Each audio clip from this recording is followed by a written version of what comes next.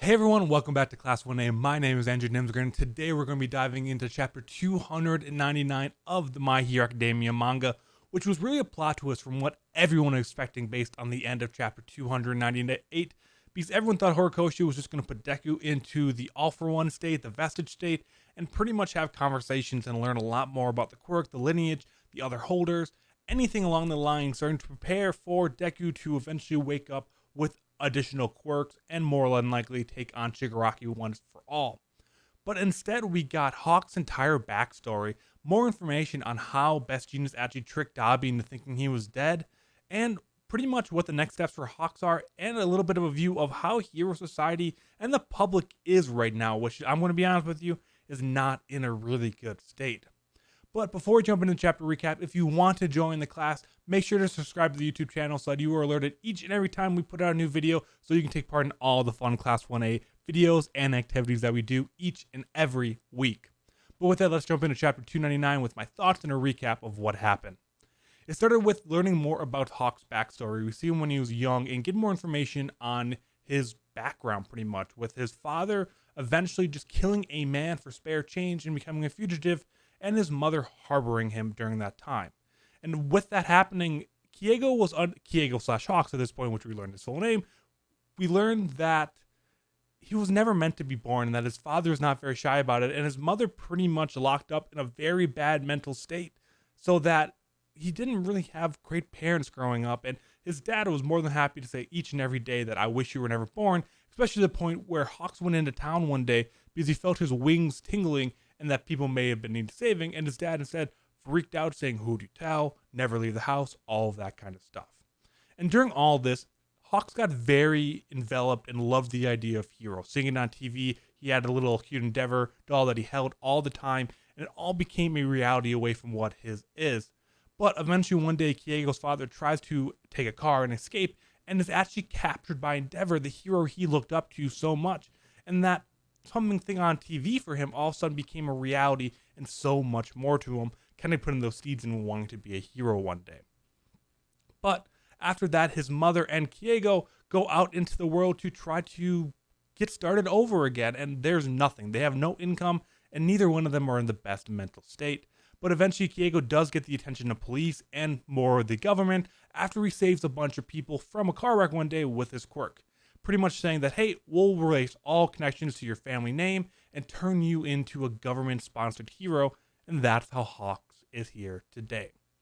But with that, we jump back to current time where we see Best Jeanist and Hawks in a car, and Hawks is kind of dozing off, and Best Jeanist wakes him up, and we see that Hawks is in incredibly rough shape with a big face mask, and to actually reply back to Best Jeanist, he has to type into his phone, and that'll answer for him. So clearly some kind of very bad burn, almost similar to what it might happen to Shoto in the last chapter, how he wasn't really able to talk out loud due to the burns of Dabi. Very much assuming the same thing is happening to Hawks here, so maybe we'll get a cool voice box for Shoto as well. But they're going back and forth a little bit, and all of a sudden, the Gluttonous gang hops out in the middle of the road, tried to rob some things, and Best Jeanist pretty much very quickly takes care of this without any trouble.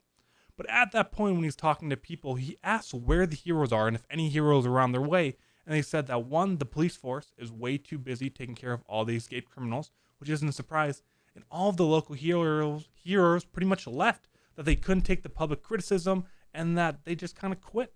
And that's where Hero Society is right now, and even during this, there is a man towards the back of the crowd saying, "Who needs them anyways? Heroes," and he sees a support-like item on his wrist. I don't think this automatically means that he's a villain and he's waiting to attack and take over. I think that society is just afraid and doesn't know who to be with right now. I think some people just want to protect themselves. I think some people could be working for the villains, and that those roots have gone very deep into the ground, and people from all over Japan are starting to rise up and join that cause, or they just don't trust Hero Society. And at this point, I don't blame them. Police can't keep up with the escaped victims and have nowhere where to put the prisoners away once they're caught. The heroes that they trusted, sure, they get a lot of criticism because a lot of things are happening right now, but they up and left them alone, and they have nothing now, and little gangs like the Gluttonous gang are able to do things where they very clearly should not be able to. But after this whole conversation and kind of getting a glimpse of the bad state that Hero Society is, we go to Hawk's mansion where he is looking for his mother. But at that point, we just see a handwritten note from his mother saying that people broke into the house and she's sorry, but she was forced to tell everything about him and his backstory to these people. So pretty much when Davi didn't trust Hawks, Davi had people come over and get more information on Hawks to try to pretty much vet him in the background, which it did work to an extent, but now his mother is gone and we have no idea where he is. With all this happening, Best Jeanist asks Hawks what he wants to do next, and that we get a future glimpse that he doesn't know what to do. The Hero Commission is now gone, is what he said. It's been closed down, and Hawks finally feels free. He says he has liberation. When you're backed into a corner, you have liberation, and he says he wants to go and help his origin, which is Endeavor, which some people actually took that as he wants to go and fight Endeavor, and they're turning on each other. Instead, I think this is the origin of Hawk's story. Endeavor is a man he looked up to for so long, and he wants to go and help him in the bad shape he is. He's pretty much in a coma, surgery, something like that now. We haven't seen him wake up yet. And Hawks has a very similar tragic backstory where he's raised pretty much by criminals. So I think it is a good thing that Hawks is going to come to rescue here and hopefully kind of lay out some of the information here to make everything hopefully ease over a little bit, or it can make Hero Society even worse off. Maybe the people don't see Hawk's backstory as a tragic origin rising up to be the number 2 hero. Maybe they see him as, can we really trust Hawks? His dad murdered someone, his family was just rough, and he kills villains every so often. And is this the kind of hero we want and want to represent right now in a time of so much uncertainty?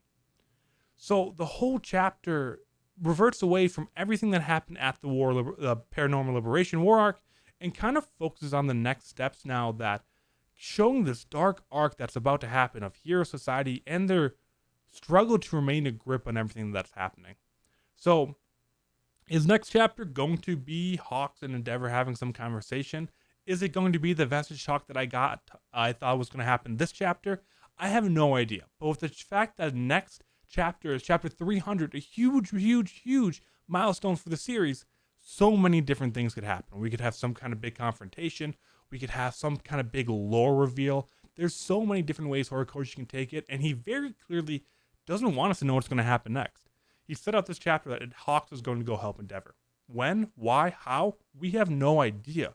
But there's so many other loose ends that we have to go and touch base on, that chapter 300 could be whatever we want, or it could be introducing brand new characters or characters we haven't seen in months. So that's the very exciting part about chapter 300 and just the series as a whole right now, is it's going into a very dark time. There are so many loose ends or just overall story arcs to continue, and we don't know what's going to be next. So let me know what you think chapter 300 is going to be. Let me know on your overall chops of chapter 299.